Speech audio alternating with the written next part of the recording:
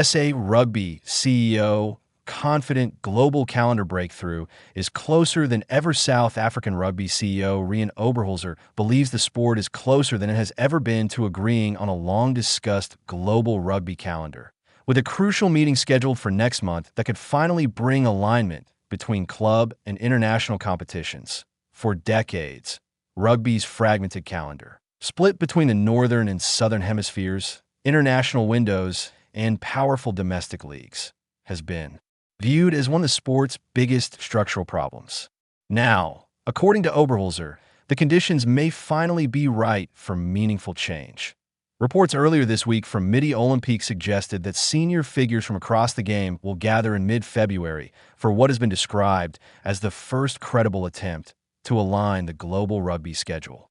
The meeting is expected to include international unions, league organizers, broadcasters, and other key stakeholders whose competing interests have historically stalled progress.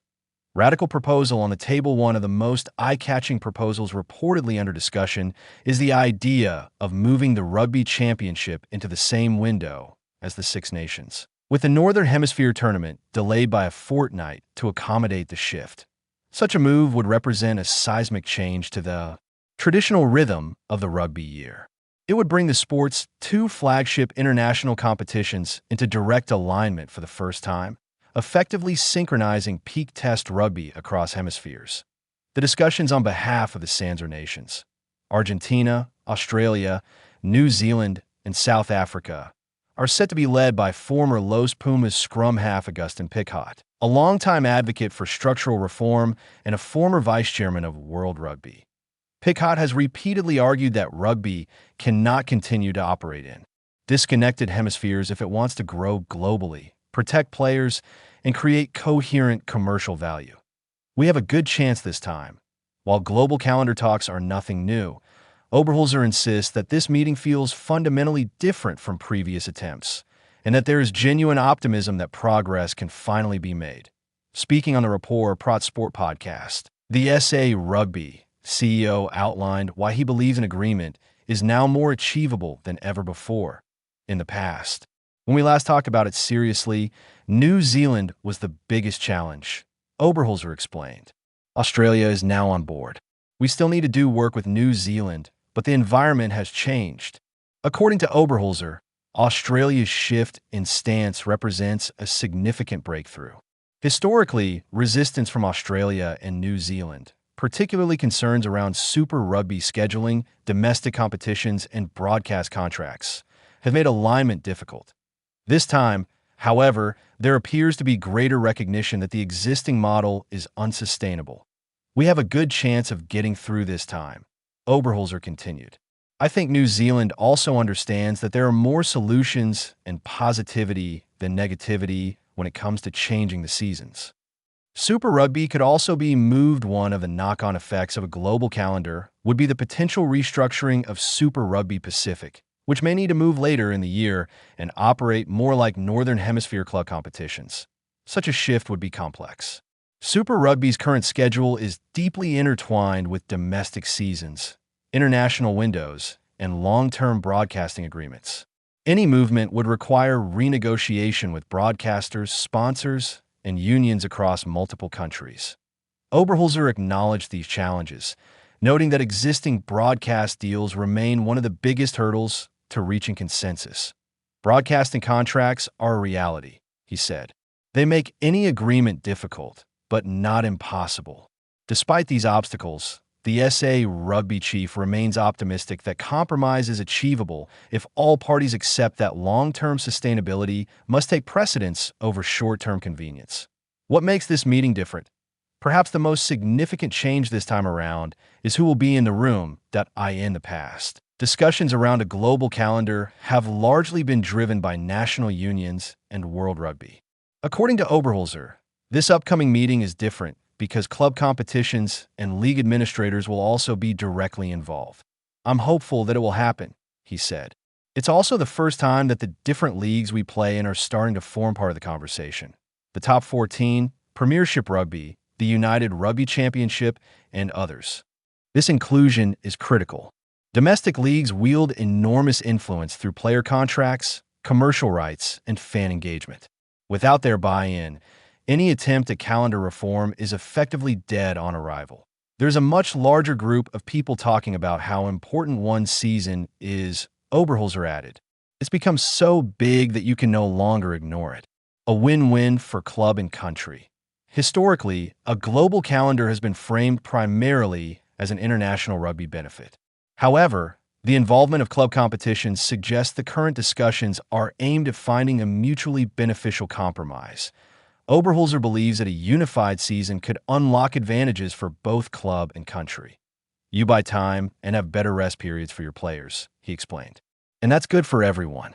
Player welfare has become an increasingly urgent issue in modern rugby, with growing concerns around concussion, burnout, and long-term health.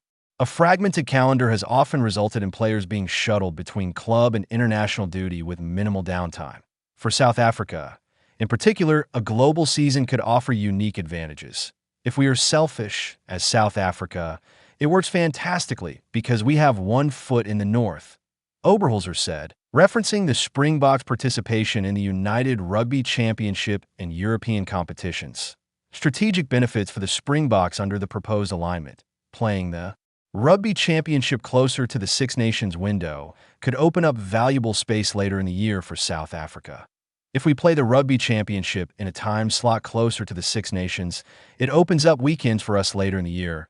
Oberholzer explained, the Rugby president Mark Alexander has reportedly been pushing hard for global alignment at international meetings, seeing it as a way to future-proof the game and ensure South Africa remains competitive across all fronts. It's something.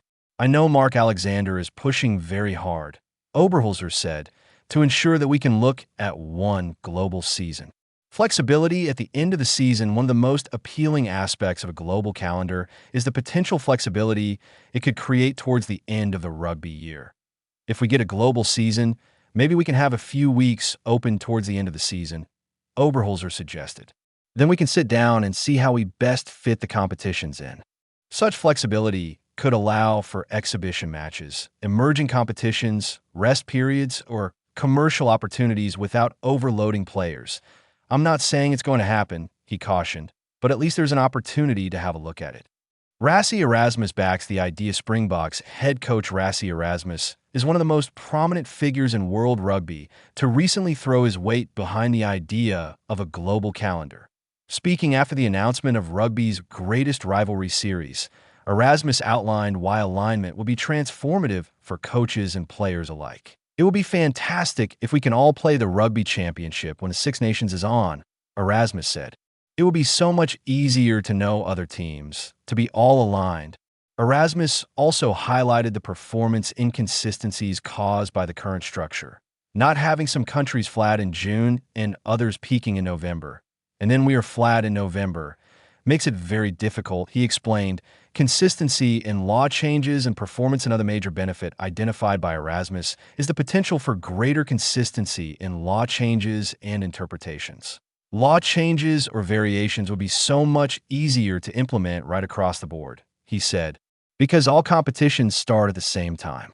This is an issue that has frustrated players, coaches, and referees alike, with differing interpretations often appearing across competitions due to staggered season starts. Nations Championship adds urgency. The push for a global calendar has gained further urgency following the introduction of World Rugby's Nations Championship, a competition designed to bring greater structure and competitive balance to the international game.